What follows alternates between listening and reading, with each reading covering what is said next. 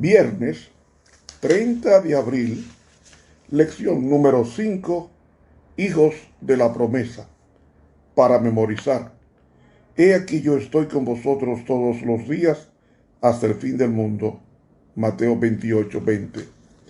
En este día de preparación, permítenos ver en su dimensión tus promesas y cómo los hijos de la promesa deben vivir en esta tierra confiados en un Dios que cumple su promesa. En tu nombre te lo pedimos.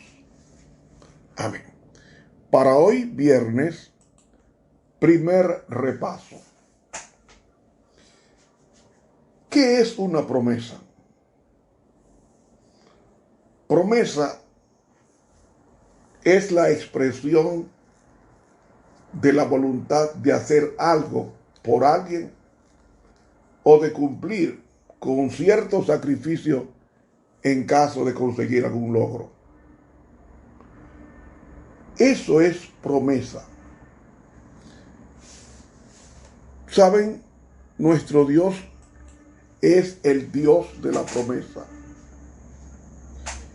Y con relación al Mesías prometido, vamos en el día de hoy y de mañana, si Dios nos lo permite, analizar cómo el Señor ha ido cumpliendo exactamente su promesa de una simiente que estaría cumpliendo en el tiempo indicado la voluntad de Dios, y no solamente la voluntad de Dios, sino el plan de redimir a la raza humana, especialmente aquellos que decidan buscarle de corazón. Dios concedió su gracia a nuestros primeros padres, hablándoles de una simiente prometida, según Génesis 3:15. Y vamos a considerar que cuando Adán tuvo a Caín y a Abel, se pensó enseguida que la simiente había nacido, pero no fue así. Caín mató a su hermano porque Satanás temía que de Abel viniera la simiente que se había prometido a la santa pareja en el Edén. Pero Dios nada le toma de sorpresa. Él conoce el fin desde el principio. Y tan pronto Caín mata a Abel, se mueve un propósito de Dios de malograr el propósito del diablo de impedir que la simiente prometida viniera a la tierra.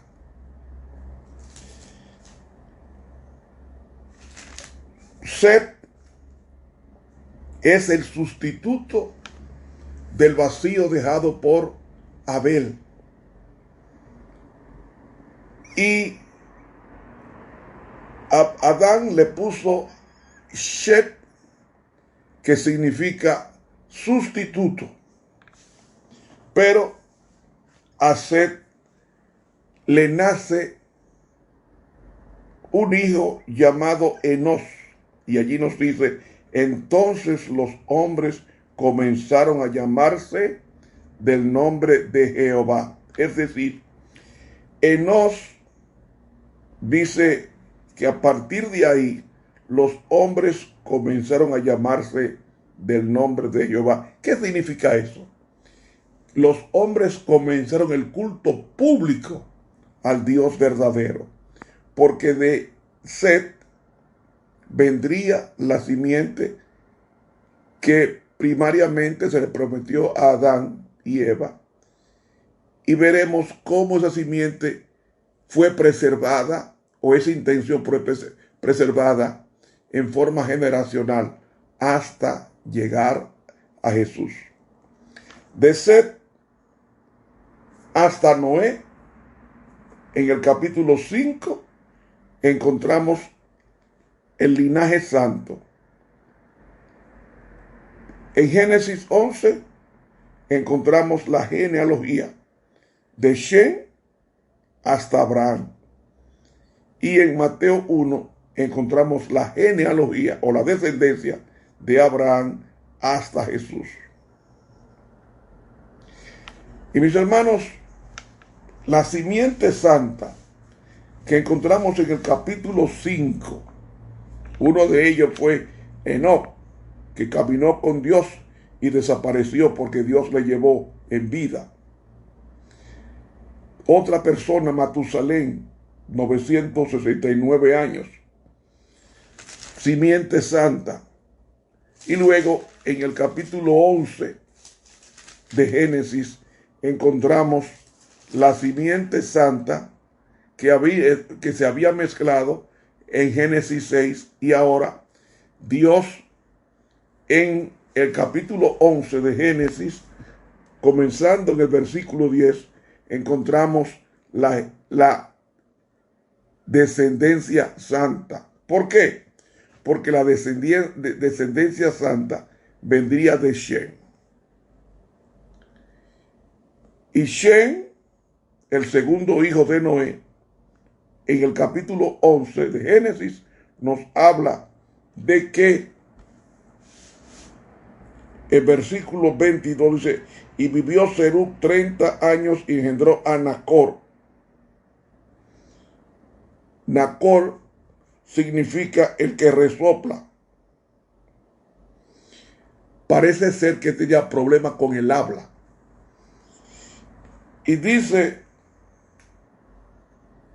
que el padre de Nacor, llamado Serug, dice que tuvo hijos e hijas, y vivió Nacor 29 años y engendró a Taré. Y Taré vivió 70 años y engendró a Abraham, es decir, 300 años después del diluvio, y a Nacor y a Harán. Entonces nos dice, estas son las generaciones de Taré. Taré engendró a Abraham y a Nacor y a Harán, y Harán engendró a Lot. Abraham, como hemos dicho, es una palabra compuesta. Ab, ¿recuerdan ustedes Abba, padre? Bueno, Ab en hebreo significa padre. Y Ran, en este caso, significa exaltación. Por tanto, Abraham significa el padre exaltado. Pero nos dice que Nacor era hermano de Abraham y Harán. Y Harán engendró a Lot, que era sobrino de Abraham. Hasta el versículo 27 de Génesis 11, vemos que la historia de la humanidad termina y pasa al pueblo de Dios y sus relacionados, partiendo del versículo 28. Porque nos dice que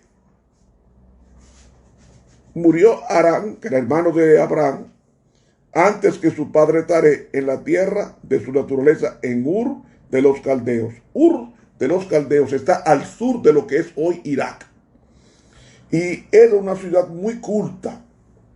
Y entonces el versículo 29 nos dice, y tomaron a Abraham y Nacor para sí mujeres. Abraham era un hombre muy rico, pero no solamente rico, sino muy educado.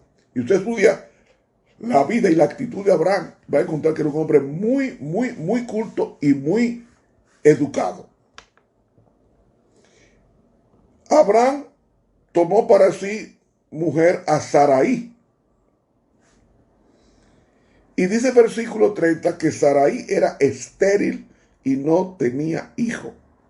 Pero Dios nuestro es un Dios de lo imposible. ¿Por qué? Porque en el versículo 31 dice que Taré tomó a Abraham y a Lot. Lot es el padre de los moabitas y de los amonitas por el incesto que tuvo con sus dos hijas en la cueva de Zoar. Y dice que ellos salieron de Ur de los Caldeos. Es como decir salir de Nueva York, una metrópoli, y se fueron a la tierra de Canaán. ¿Por qué a la tierra de Canaán? Los propósitos de Dios no conocen ni premura ni demora. Él tiene un plan con tus hijos y hace que este pueblo vaya a la tierra de Canaán, esta familia vaya a la tierra de Canaán, y vinieron hasta Harán y asentaron allí. ¿Por qué se fueron a Canaán? Por las siguientes razones: por lo atractivo del valle y por la vejez del papá de Abraham llamado Taré.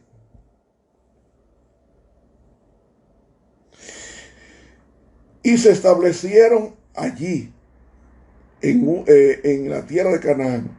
Y dice que los días del papá de Abraham fueron 205 años y murió en Harán. Ahora, después que el padre de Abraham, llamado Taré, muere, entonces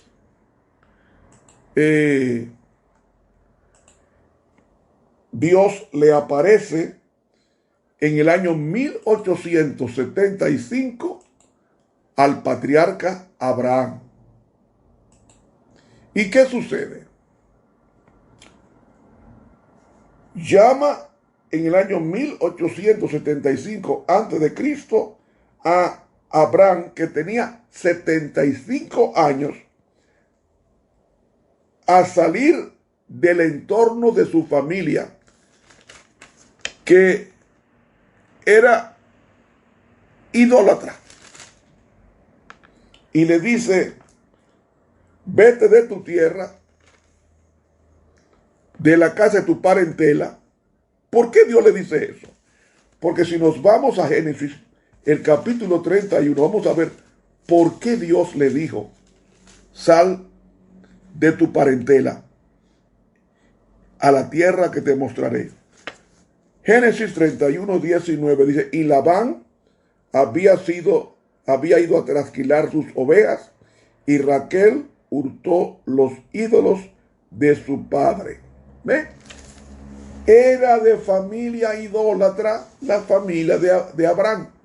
Por eso es que él le dice: sal de Ur de los Caldeos a la tierra que te voy a mostrar. Y entonces allí encontramos 7 bendiciones, 7 promesas para este patriarca aislado de la idolatría, si cumple el propósito de Dios. Y le dice el versículo 2: y haré de ti una nación grande. Haré de ti una nación grande.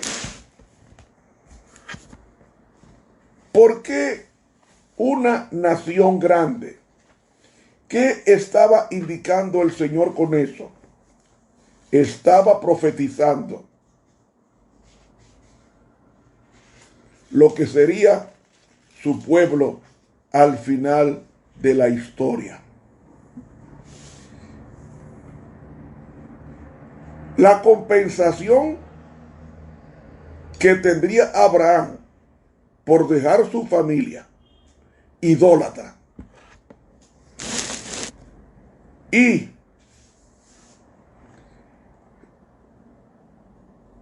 de que Dios haría de él una nación grande, eso se cumplió en parte con el reino de David. Se cumplió en parte con el reino de David, porque no se conoce un reino más justo, más equilibrado, más temeroso de Dios que el reino de David. Y después de David, el reino más rico es el reino de Salomón, hijo de David. Y no hay duda de que Dios haría de Abraham una nación grande, y la historia nos dice que fue así. La historia nos dice que la grandeza que vendría de Abraham sería tan acentuada que no se conocen dos reinos más poderosos y más ricos que los reinos de David y Salomón. Al final de la historia, Salomón, cuando ya era viejo, se corrompió, alimentó la idolatría, pero por amor a David, el Señor luchó por rescatar a Salomón, y Salomón, Dios lo llama en el momento en que pensaba suicidarse. Y entonces Salomón se arrepiente y escribe el libro Eclesiastés, donde aborrece la vida que él vivió. Y esa vida que él vivió la lleva o lo deja como una alerta a las generaciones posteriores de que en la vida todo es vanidad. Lo único que no es vanidad es Dios, porque la palabra vanidad significa vacío. La vida sin Dios es una vida vacía. Y es vanidad. ¿Por qué es vanidad? Porque vanidad implica también que todo es transitorio. Y si nos vamos al término vanidad en la Biblia, encontramos que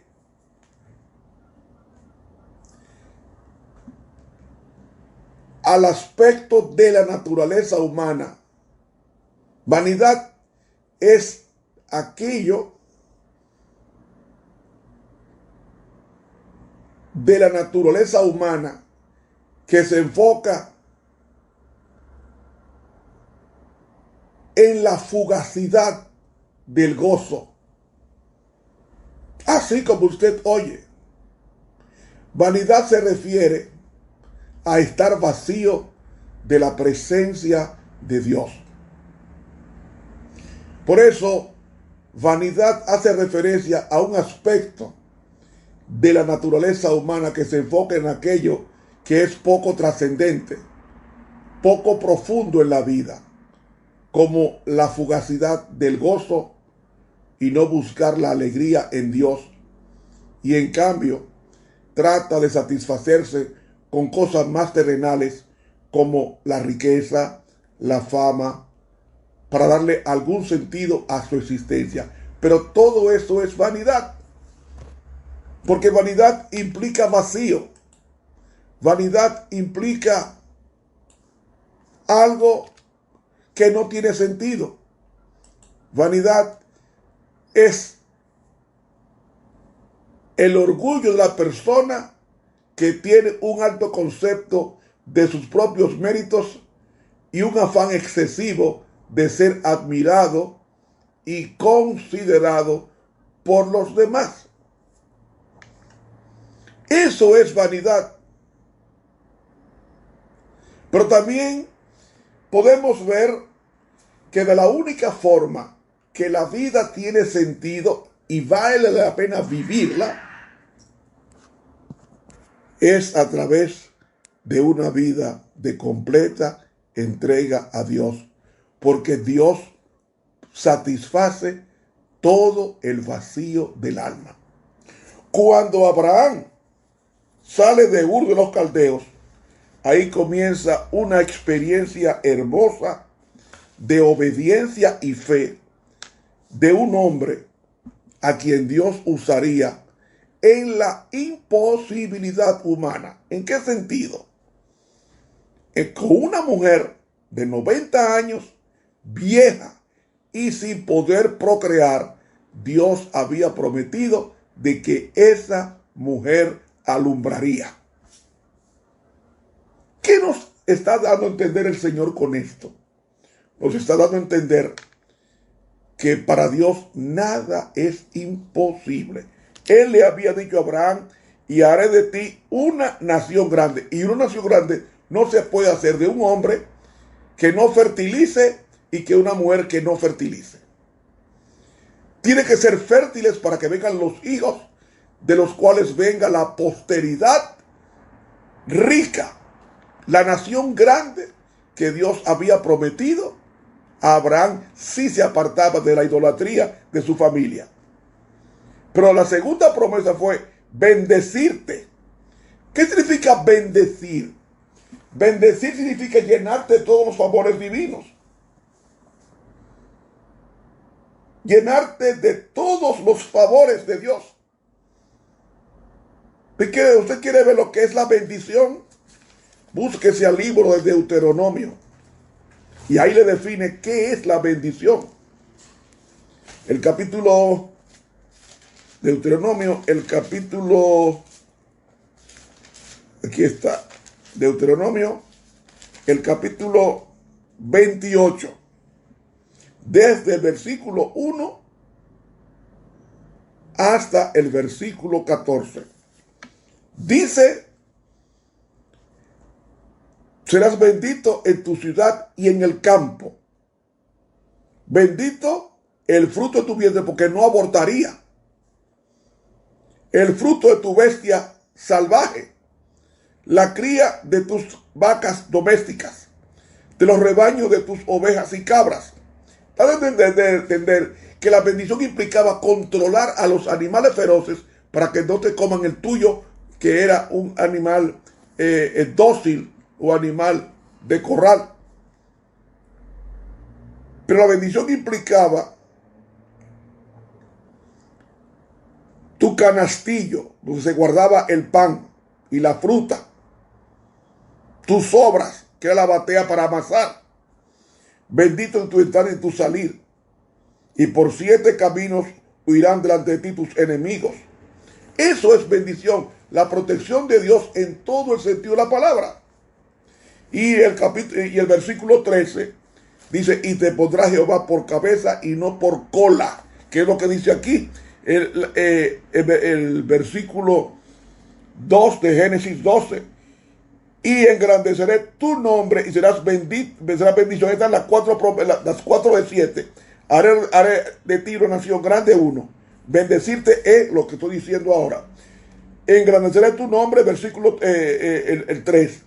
Y serás bendición.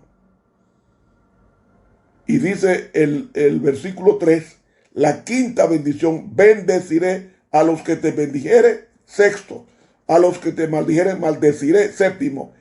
En ti serán benditas todas las naciones de la tierra. ¿Ves? Las 7 bendiciones prodigadas a Abraham, con el propósito de que y te pondrá Jehová por cabeza y no por cola. Estarás encima solamente y no estarás debajo, cuando obedezcas los mandamientos de Jehová tu Dios, que te ordeno hoy, que los guardes y los cumplas. Y en el versículo 2 dice: y prestarás a muchas naciones, y tú no tendrás necesidad de tomar prestado. No pasó eso en el tiempo de David. Dice que la plata y el oro, eso era tan abundante, que la plata era como el cabrahígo. O sea, algo, no le daban valor a la plata. y el oro era exuberante. Yo he dicho que tengo un sermón que en el día menos pensado lo voy a dar, donde yo pruebo que el templo de Salomón costó más de 100,000 millones de dólares. Y quizás suene un poco exagerado o muy exagerado. Cuando nos sentemos a estudiar, vamos a calcularlo con el valor del oro actual. ¿Cuánto valía el templo de Salomón? Y eso me está diciendo de que no tomará prestado, porque realmente Dios bendeciría al pueblo si era fiel a los mandamientos de Dios. Y ese era el propósito que Dios tenía con el patriarca Abraham. Ponerlo por cabeza y no por cola. Y hoy día conocemos a Abraham como el padre de la fe. ¿Por qué de la fe?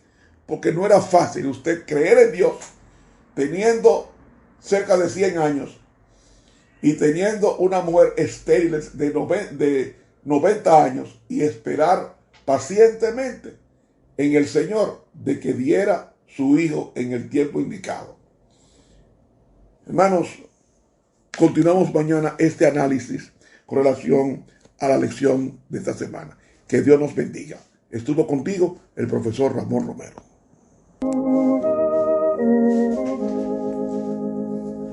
Dulces promesas dio mi Salvador, dulces y queridas son, pues Él me las dio. En ellas tengo fe y creo yo, ellas me conducen hacia el mundo mejor. Jesús yo sigo, voy con mi Señor. Jesús yo sigo, con mi Cristo viviré. Dice mi Salvador, venid a mí, todos los dolientes que os haré descansar. Por eso tengo fe que me ha de dar plena salvación cuando